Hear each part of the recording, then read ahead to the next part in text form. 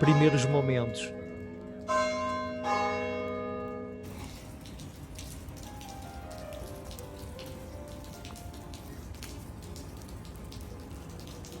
Неділя. Всі йдуть до костелу Граса. Повна назва – Костел Носа Сеньора де Граса. Або храм на пагорбі Граса. Для цього, щоб передати атмосферу Лісабону, перше, що ми відвідуємо, це саме цей храм. Далі у нас за планом прогулянка містом, ми послухаємо Фадо і відвідаємо кілька оглядових майданчиків, тобто Мірадур. Саме таку назву вони тут носять. Так, Мірадури. На багатьох храмах Португалії є такий символ. Це саме те, про що ви подумали. Це орден тамплієрів. Тамплієри насправді дуже тісно пов'язані з Португалією, а їхні символи можуть зустрічатися по всьому місту та майже на кожному храмі.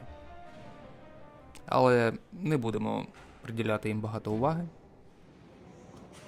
Зараз ми в храмі, тут відчувається запах ладану. Після свята якраз ще лишилася нова різдвяна інсталяція, яку ще не встигли прибрати. Тут майже все зроблено з дерева, навіть найдрібніші деталі. Ось, наприклад, Ісус. Тільки уявіть, скільки роботи вклав у це різьбяр. Мабуть, у місцевих майстрів тут замовлень на руки вперед, бо такої кількості ручної роботи я давно не бачив. Міні-екскурсія храмом закінчена, ми виходимо на вулицю. Тут дощить, туман. Це нормальна погода для зимової Португалії. Цікавий факт, в Лісабоні понад 100 храмів, і кожен з них як окремий музей. Зараз я вже йду до квартири, вона знаходиться тут зовсім поруч, в історичному районі Альфами, і буквально під боком ще один великий монастир. Може скластися таке враження, що тут на кожному кроці монастирі. Це так і є. Але Лісабон – це не тільки про релігію та монастирі. Наприклад, візитною карткою Лісабону є також цей трамвай та бруківка. Ця знаменита бруківка, яку викладають вручну, з часом стає справжнім випробуванням для взуття та ніг. Під час дощу вона максимально слизька, а літом вона віддзеркалює сонячне світло прямо тобі в очі. Якраз по правому боці знаходиться ще один монастир, біля якого я зупинився. Він носить назву монастир Сан-Вісенте де Фора. Чому де Фора? Тому що назва перекладається як «за мурами», колись він був побудований за межами міської стіни. Ось я і на місці. Це невеликий дворик прямо біля монастиря. Тут Лісабон відкривається, як він є. Дивовижний мікс із напівзруйнованих будинків та звичайних квартир, де досі живуть люди. І знаєте, що в цьому найкрутіше? Зараз січень, і прямо у дворі росте апельсинове дерево з плодами. Для нас це екзотика, а для цього дворика звичайна зима. Тільки подивіться на цей вид. Стара Альфама і величний монастир. Сан-Вісенте де Фора.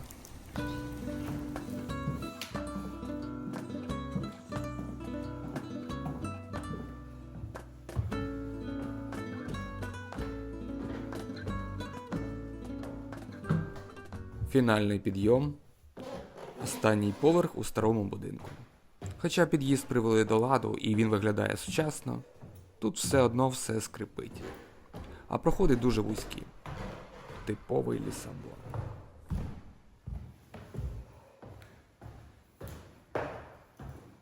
Мені потрібно відпочити, тож побачимось пізніше, завтра.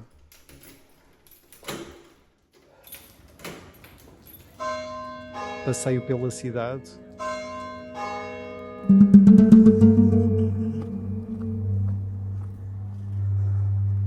День другий. Виходимо на прогулянку. Це Альфама, найстаріший район Лісабону і єдиний, який майже повністю уцілів під час великого землетрусу. Саме тому тут збереглися ці середньовічні лабіринти. Вулички настільки вузькі, що основним транспортом тут стали тук-туки, їх у місті зараз просто неймовірна кількість. Вони ганяють тут кожні 3 хвилини. Це ідеальний спосіб роздивитися район, якщо не хочеться збивати ноги об стару бруківку. А ось і національний пантеон, головний португальський довгобуд. Його зводили цілих 300 років. Його білий купол видно майже з усіх точок міста, але для багатьох він став символом прощання.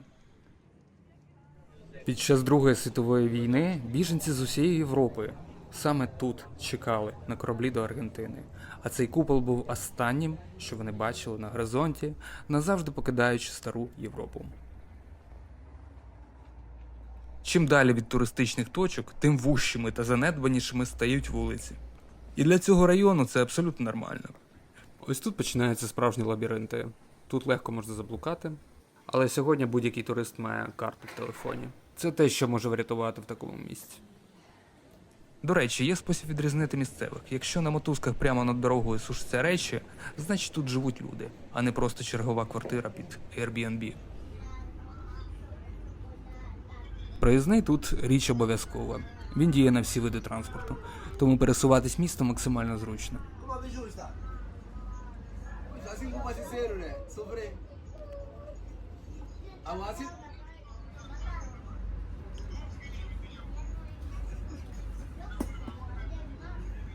Кілька зупинок, і ми на місці. Приїхали. Це вокзал Орієнти. Ви подивіться на ці конструкції. Наче скелет величезної скляної риби. Зовсім не схоже на затишну Альфаму, де ми були щойно. Навколо лише метал, бетон і скло. Тут Лісабон показує своє сучасне обличчя. Поруч величезний торговий центр Васко да Гама. Район Орієнта взагалі збудували до виставки Експо 98. І тут архітектори відірвалися наповну. Тут навіть назви вулиць особливі. Наприклад, вулиця Карибська. Як вам така назва?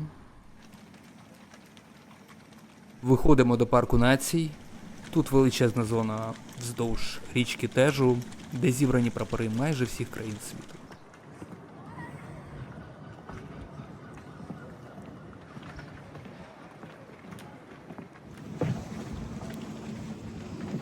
Зараз спробуємо знайти Україну. Ось і вона. Мапа України. Написано, що українців 52 мільйони. А ось і місцева знаменитість. Величезний кіт від художника Бордало II. Його можна назвати як португальський Бенксі. Весь прикол у тому, що він повністю зроблений зі сміття та старого пластику. Це такий маніфест проти забруднення океану. У цьому районі таких арт-об'єктів багато, і вони ідеально вписуються в цей метал та скло. Контраст, звісно, вражаючий, але час повертатися до затишної Альфами.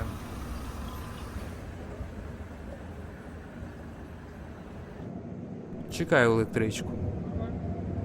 Дивно, як в одному місці уживаються дві абсолютно різні планети.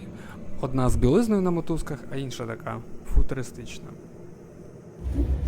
Це все, ми повертаємося до затишної Альфами. Noite de Fado.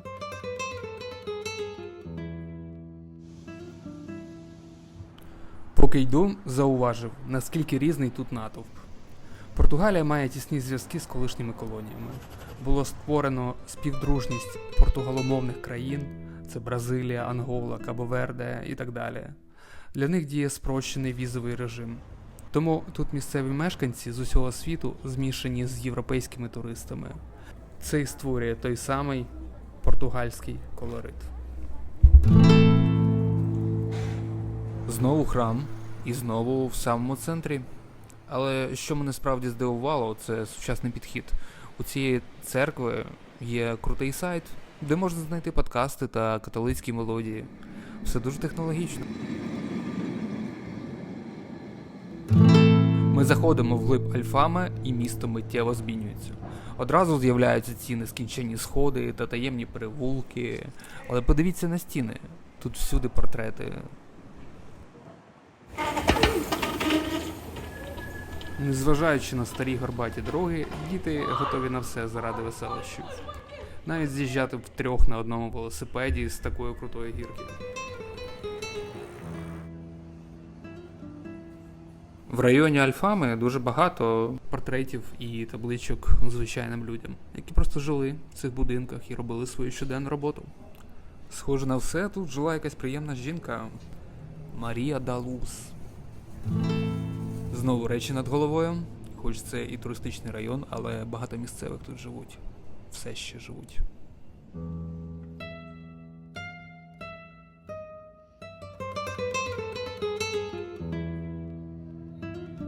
Дійшли.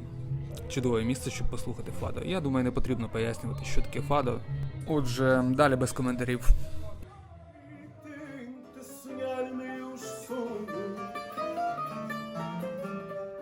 Alguém morreu nesta cama.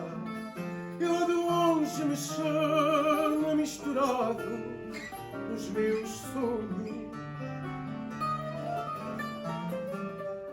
Alguém morreu nesta cama.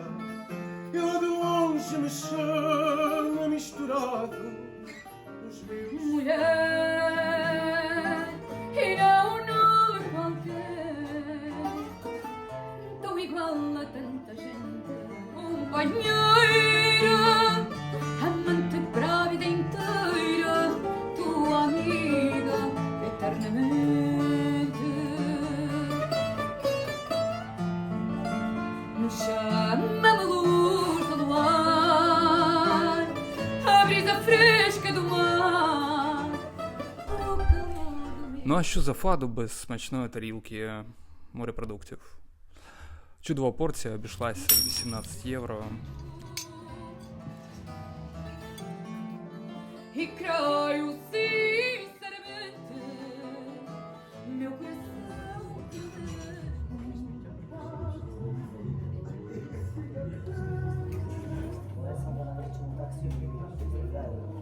Насправді сардини тут продають на кожному кроці, в будь-якому вигляді.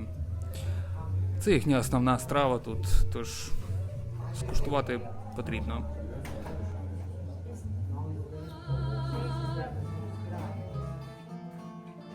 e tenho pedido a Deus que pela luz. Щоб чудово провести вечір або свою відпустку в Лісабоні, обов'язково потрібно послухати фадо. Тож, коли ви будете в цьому місті, не пропускайте район Альфаму і ресторани, з яких буде лунати музика. Це буде звук фадо. Dois miradores de Lisboa. Сидиш такий, намагаєшся працювати. І сонце заливає просто всю кімнату і екран твого лептопу. І це 4 година, зараз січень. І ти розумієш, що далі вже все. Кропка конець. Далі вже працювати просто не вийде. Тому підемо на оглядовий майданчик, тобто на Мірадури. Ця Мірадура носить назву Мірадура да Сеньора да Монте. Вона є одною з найпопулярніших серед туристів, тому що вона в легкому доступі і має чудовий вид, відкривається дуже добрий вид на все місто. І тут завжди дуже багато туристів. Але сьогодні їх було просто куча. Як можна сказати слово куча по-іншому взагалі? Толпа. Давайте, хай буде толпа. Складається враження, наче всі екскурсоводи міста привели сюди всіх своїх відвідувачів. Просто немає місця, де просунутись. Як підійти до краю. Але це нормальна практика, тому що у багатьох екскурсоводів екскурсія закінчується або починається саме тут. Тобто це їх чекпоінт. Потім вони рухаються далі.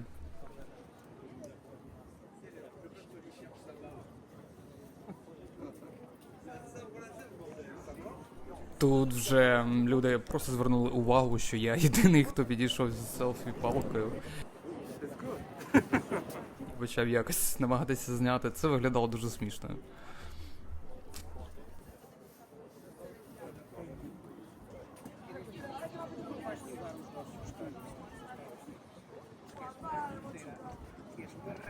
Є ще один варіант. Ось там на даху тієї церкви, є ще одна мірадура, про яку, не знаю, не так багато туристів. Там не буде натовпу, тож ходімо.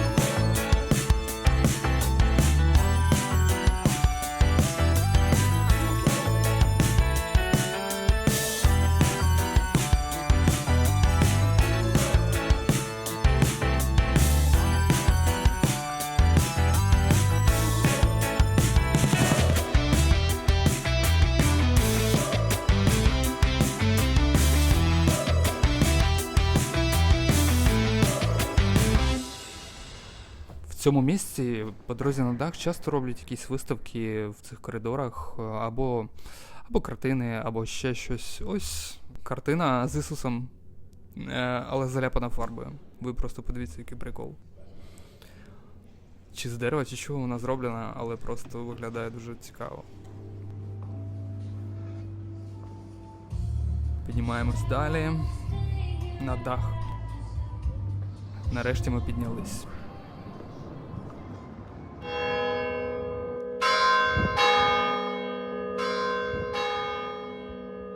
Саме за тим куполом, ось ми прийшли, знаходиться секретна мірадура.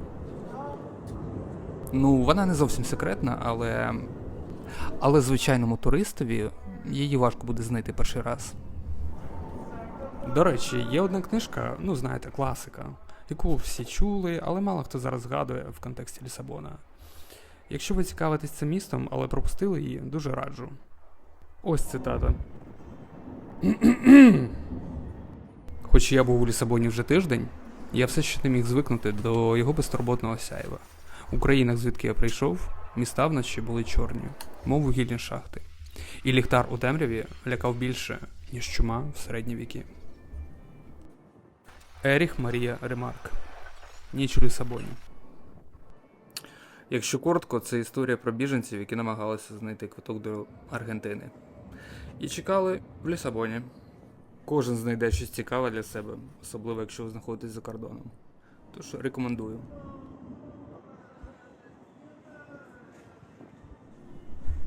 Ось, до речі, перша мірадура, на якій ми були спочатку. Ось як вона виглядає з іншої сторони. Ось і все. Зустрічаємось завтра. Reflexões finais.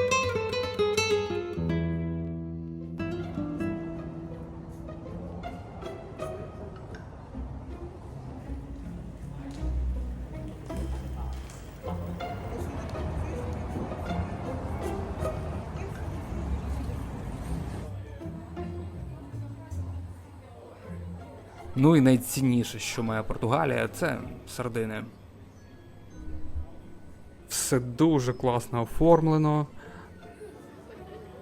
Можна купити ось таку консерву з написом Мадейра, як сувенір. Виглядає класно. Інші носять імена міст, або Сінтра, або Порту. Але це сувенір. Всередині звичайні сардини. Але ви тільки подивіться, скільки тут різних сардин, скільки різних пакувань. Різний колір, різний малюнок, взагалі, що хочеш. Різниця лише в тому, в чому вона купається. Хтось любить класику в оливковій олії, хтось у насиченому томатному соусі, бувають варіанти з лимоном, гострим, перчиком пірі-пірі. або навіть з додаванням солінь. Кажуть, що з роками сардини Валії стають тільки кращими, як хороше вино. Тут є окремий куток, де пакування сардин зроблено в формі золотих злитків. Тут сардини називають золотом Португалії. Ось в чому фішка.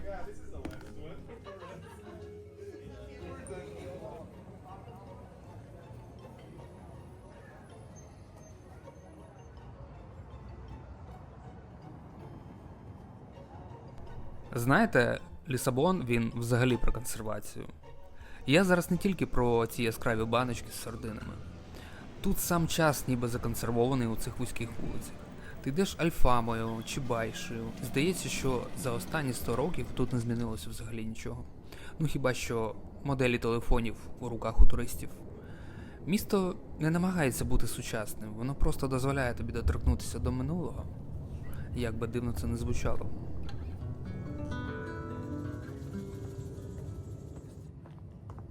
Але щоб відчути це місто по-справжньому, його треба пройти ногами, буквально.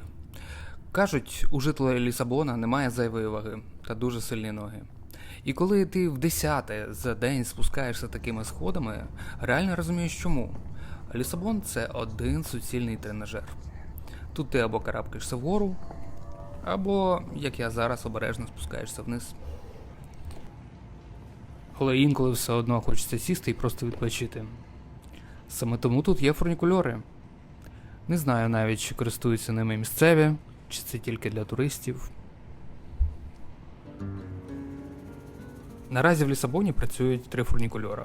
Раніше їх було більше, але по якимось причинам їх довелося ліквідувати.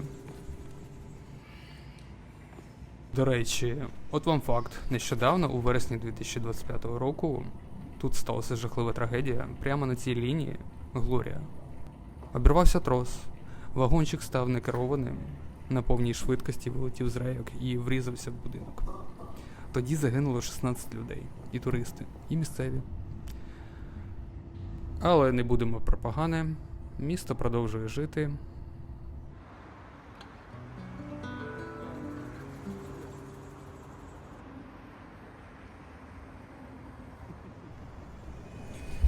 Що мене максимально здивувало, тут є пам'ятник Фредеріку Шопену. Максимально здивувало. В якомусь році Польща подарувала цей пам'ятник Португалії. Тож передаю вітання всім полякам, хто випадково дивиться це відео. Поздравляем всіх сердечно з Лісбони, просто з подпомника Фредеріка Шопена.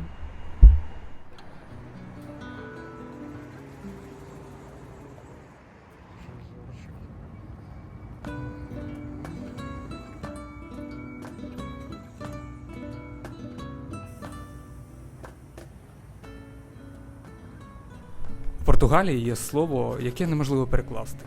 Це саудаде. Це суміш туги за тим, що минуло, і любові до того, що було. Це такий особливий світлий смуток, на відміну від депресії. Саудаде приносить задоволення. Ти сумуєш за чимось прекрасним. І саме ця пам'ять тебе гріє. Можна вже зараз починати сумувати за цим містом, навіть ще не поїхавши. Але фішка в тому, що Лісабон залишається всередині тебе. Назавжди.